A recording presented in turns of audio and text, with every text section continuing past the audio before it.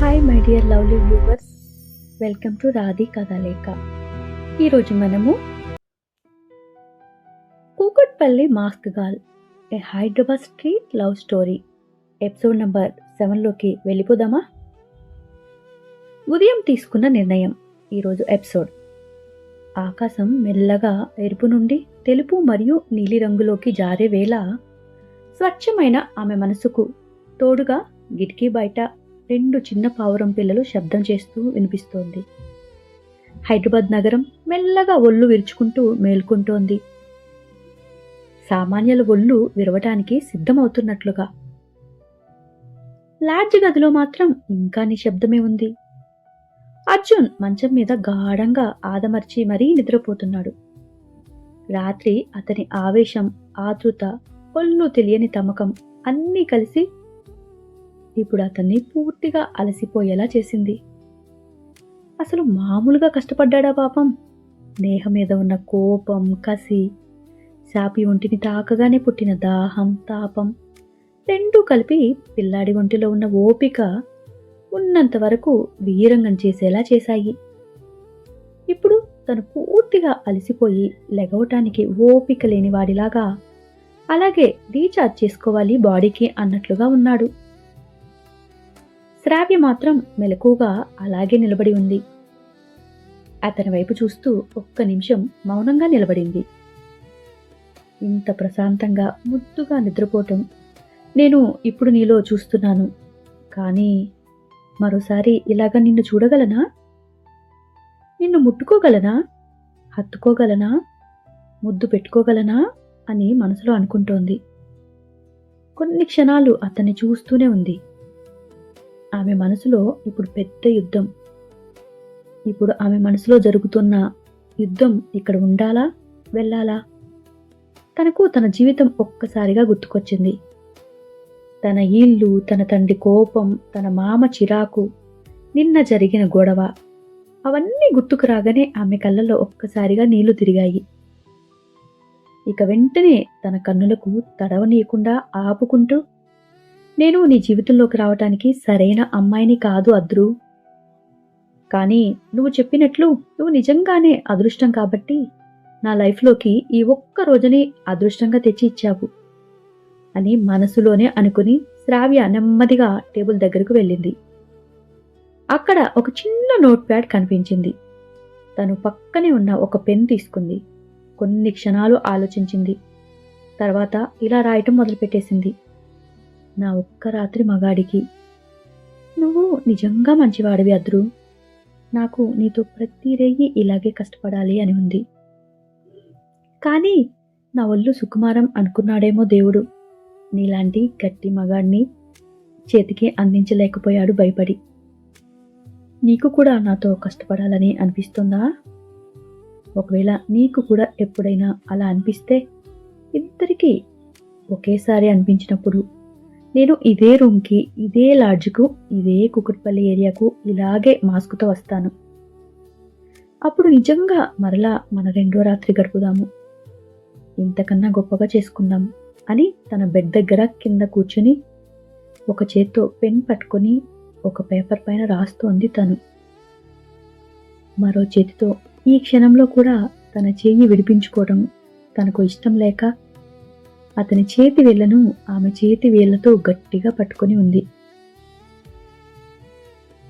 అద్రు, నిజంగా నా ఒంటికి పట్టిన అదృష్టం నువ్వు. నిన్న రాత్రి నాకు ఏమి జరిగింది నాకు కూడా పూర్తిగా అర్థం కావటం లేదు. కోపంతో ఇంటి నుండి బయటికి వచ్చిన నేను నీ దగ్గర ఒక్క రాత్రిలో అంత ప్రశాంతంగా మారిపోయాను. నువ్వు నన్ను ఎవరిని అడగలేదు, నన్ను తప్పుగా కూడా చూడలేదు. ఆ కారణం వల్లనే నేను ఈ కాగితంపై నా మనసు మాటలను రాస్తున్నాను. నిన్న నేను చెప్పిన పేరు ఏమో కానీ దానిని నువ్వు శ్రాపి అని పిలవటం చాలా బాగుంది.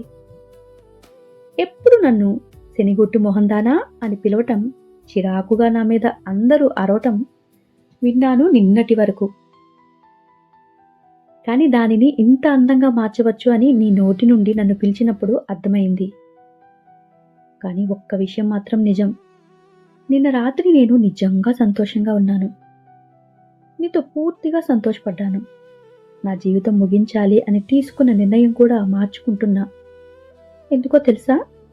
నువ్వే చెప్పావు కదా, అంతం నీలోనే అయిపోవాలి, మరలా నీలోనే ఇలా జన్మిస్తూనే ఉండాలి అని. అందుకని నా గత జీవితం అంతా నేను అంతం చేసేశాను, నిన్ను మరలా నాలో దాచుకోవాలని. కోరికతో ఈ రోజు నుండి కొత్తగా మరలా జన్మించాను. నీతో ఇలా మరలా జన్మించాలని కోరుకుంటున్నాను. రే మగడా, ఏమి మగాడివిరా నువ్వు? నా ఆడతనాన్ని వెతికి మరీ నాకు చూపించావు. సరే, ఇక నేనుంటాను. ఇలా రాస్తూ ఉంటే నాకు ఈ పుస్తకం కూడా సరిపోదు. నన్ను వెతకటానికి ప్రయత్నించకు ప్లీజ్. నిన్న రాత్రి జరిగింది ఒక జ్ఞాపకం లాగా కాదు, ఒక రేపటి రోజును మనం జీవించటానికి ఆయువులా గుర్తుపెట్టుకో. మరొక్క మాట, ఇలా మరొక్కసారి వేరే ఆడవాళ్ళతో రాకు ఇక్కడకు ప్లీజ్. ఏంటో అప్పుడే నేను నీ దాన్ని, ఈ శరీరం నాది అన్నట్లు ఫీల్ అయిపోతున్నాను.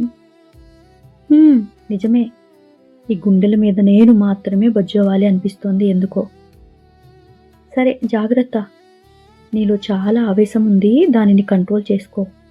నా దగ్గర తప్ప వేరే దగ్గర చూపించకే. ఓకే, ఇక నేను వెళ్తాను నా అదృష్టమా. నీకు ఏమీ కాని శాపి అంటూ వాడి చేతి వేళ్లను తన పెదవులకు తడుముకుంటూ ముద్దు పెట్టుకుంది. వాడి వైపు మరొక్కసారి చూసింది. బాగా వీక్ అయినట్లుగా అనిపిస్తుంది వాడిని చూస్తుంటే. తను ఒకసారి కళ్ళు మూసుకోగానే తన మొదటి రాత్రికి తన చిన్నమ్మ వాళ్ళు నానా హంగామా చేస్తూ, ఈరోజు బోలెడు బలం కావాలి, ఇద్దరు ఒళ్ళు సరిపడాలి అంటే అవి తినాలి ఇవి తినాలి అని చెప్పిన మాటలు ఒక్కసారిగా గుర్తుకు వచ్చాయి. కొంచెం వాడిని చూడగానే జాలి వేసింది తనకు. పిచ్చోడా, నీ మొదటి రాత్రి మీ అమ్మ వాళ్ళు ఎన్నో జాగ్రత్తలు తీసుకుంటూ నీకు బలమైనవి తినిపిస్తూ జరగాలి కదా, కానీ నాతో ఇలా జరిగిపోయింది అని అనుకుంది. ఇక వెంటనే తను పైకి లేచి చిన్నగా నిట్టూర్పు విడిచింది. కొంచెం పక్కనే చిందరవందరగా పడి ఉన్న అతని షర్టును తీసి టేబుల్ మీద జాగ్రత్తగా పెట్టింది మడతేసి.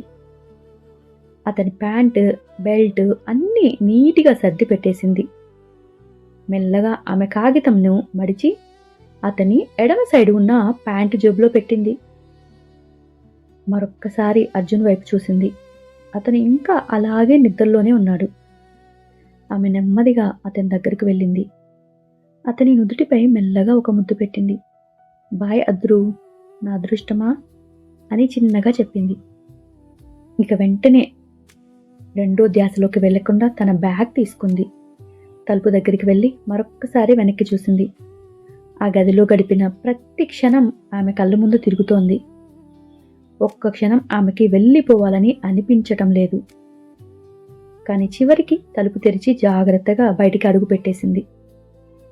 గుండె నిండా శ్వాసని పీల్చుకుని ఇక తను ధైర్యంగా కిందకి నడిచింది. రిసెప్షన్ దగ్గరికి వెళ్ళింది.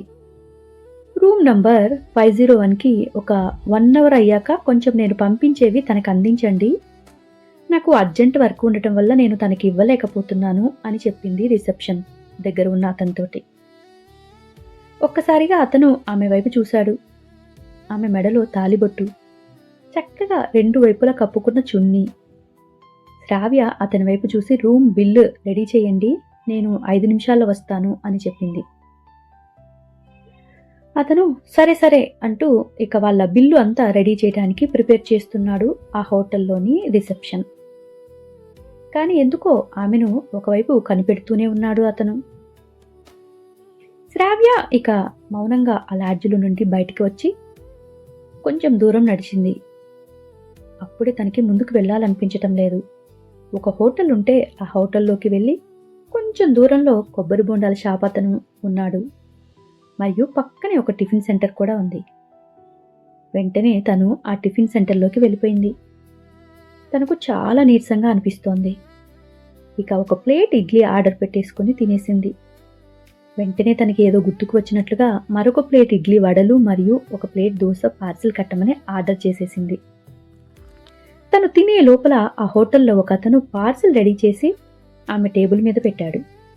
ఇక శ్రావ్య నెమ్మదిగా అక్కడి నుండి లేచి బిల్ పే చేసి ఆ పార్సల్ ప్యాకెట్ను తీసుకుంది. ఆ హోటల్ ముందుగా ఉన్న కొబ్బరి బోండాల అతని దగ్గరికి వెళ్ళింది. ఇక ఆ హోటల్ కొబ్బరి బోండాల అతని దగ్గరికి వెళ్ళగానే తను తాగిన వాటర్ బాటిల్లో అడుగున ఉన్న నీళ్లను తాగేసి అతనికి ఇచ్చింది. అతను సరే అంటూ 2 కొబ్బరి బొండాల్ని కొట్టి ఆ బాటిల్లో నింపేశాడు. ఈ కాయలు చాలా పెద్దవమ్మా, రెండింటికే ఈ బాటిల్ నిండుతోంది అని చెప్పి డబ్బులు తీసుకున్నాడు. శ్రావ్య అతని వైపు చూసి డబ్బులు ఇచ్చేసి ఆ వాటర్ బాటిల్ నిండా నింపిన కోకోనట్ వాటర్ని తను పార్సల్ కట్టించిన టిఫిన్ కవర్లో పెట్టేసింది. అప్పుడే పక్కన స్వీట్ బండి అతను ఓపెన్ చేస్తున్నాడు. రాత్రి దగ్గరికి వెళ్ళి, అన్నా ఏమీ అనుకోనంటే కొంచెం త్వరగా సర్దుకోవచ్చు కదా, నాకు ఆ పాలకోవా కట్టిస్తారా, 1 పావు కేజీ అని అడిగింది. అతను ఆమె వైపు చూసి, తప్పకుండా అమ్మా, పొద్దున్నే వచ్చి బేరం అడిగితే ఎందుకు పోగొట్టుకుంటాను, ఇప్పుడే వేడివేడిగా తీసుకొచ్చాను అంటూ ఆమెకి పాలకోవా కట్టించాడు. ఇక శ్రావ్య ఆ పాలకోవా పొట్లం కూడా ఆ కవర్లో పెట్టేసింది. నెమ్మదిగా రాత్రి తను గడిపిన లాడ్జ్ దగ్గరికి మళ్ళా తిరిగి వెళ్ళింది. రిసెప్షన్ దగ్గరికి వెళ్ళి ఒక 1 అవర్ తర్వాత ఈ పార్సిల్ని 501లో ఇవ్వరా అని చెప్పింది. అలా చెప్పి అలా నిలబడగానే నైట్ స్టే చేసిన రూమ్కి బిల్లు తనే పే చేసేసింది. 12 వరకు టైం చెక్అవుట్ చేయడానికి ఉంటుంది కదా, సో అప్పటి వరకు తనని రూమ్లోనే ఉంటారు కదా, మీరు డిస్టర్బ్ చేయకండే అని చెప్పింది అతనికి. అతను మరొకసారి ఆమె వైపు చూశాడు. ఆమె కళ్ళలో చాలా అంటే చాలా ఒక రకమైన మెరుపు కనపడింది అతనికి. ఇంతవరకు ఎంతోమంది అమ్మాయిలు ఇప్పటికి వచ్చి వెళ్ళారు, కానీ ప్రతి ఒక్కరూ పొద్దున్నే నిద్రలేచి హడావుడిగా వెళ్ళిపోయిన వారే తప్ప ఆ రూమ్లో ఉన్న వారి గురించి ఒక్కరు కూడా ఆలోచించింది లేదు. మరియు వాళ్ళు వెళ్ళేటప్పుడు తప్పు చేశాము అని పారిపోయే బెరుకు శ్రావ్య కళ్ళల్లో అతనికి కనపడటం లేదు. ఏదో మొగుడికి కావలసినవన్నీ అందిస్తున్నట్లుగా కనపడింది తను. ఒక్క క్షణం నేనే తప్పుగా అనుకుంటున్నానేమో, వారిద్దరూ నిజంగా భార్యాభర్తలేమో అని అనుకున్నాడు అతను. ఇక బిల్ పే చేసినాక, సరే మేడం, నేను చెప్పినట్లే చేస్తాను, మీరు ఎలా చెప్తే అలాగే వింటాను అని ఎంతో వినయంగా చెప్పాడు శ్రావ్యకు అతను. శ్రావ్య తిరిగి అతనితో థ్యాంక్స్ అన్నా అని చెప్పింది. అతని ముఖంలో ఒక చిరునవ్వు. ఇక శ్రావ్య అక్కడి నుండి బయటికి వెళ్ళిపోయింది. ఆ రిసెప్షన్లో అతను శ్రావ్య వెళ్లే వైపే చూస్తూ ఉన్నాడు. ఏంటో వింత వింత మనుషుల్ని చూడాల్సి వస్తుంది, ఎవరి జీవితం ఎటుపోతుందో ఈ రూమ్లలో అంటూ పైకి దేవుడి వైపు తలని ఎత్తి 2 చేతులతోటి దండం పెట్టినట్లుగా చేసి ఇక తన పనిలో తను మునిగిపోయాడు. శ్రావ్య కూడా చిన్నగా ఆ హోటల్ రూమ్లో మెట్లు దిగి వెళ్ళిపోయింది. హాయ్ గైస్, ఎపిసోడ్ 7 ముగిసిపోయింది. To be continued. తప్పకుండా నెక్స్ట్ ఎపిసోడ్ కోసం ఎదురు చూస్తూ ఉంటారు కదా. నా స్టోరీ మీకు నచ్చిందా? నచ్చితే లైక్ చేసి కామెంట్ చేసి షేర్ చేయగలరు. మీరు చేసే ఒక చిన్న లైక్ కామెంట్ మా ఛానల్కి చాలా సపోర్ట్ని ఇస్తుంది. Thank you guys. తిరిగి రేపటి ఎపిసోడ్లో కలుద్దాం. ఉంటాను. బాయ్.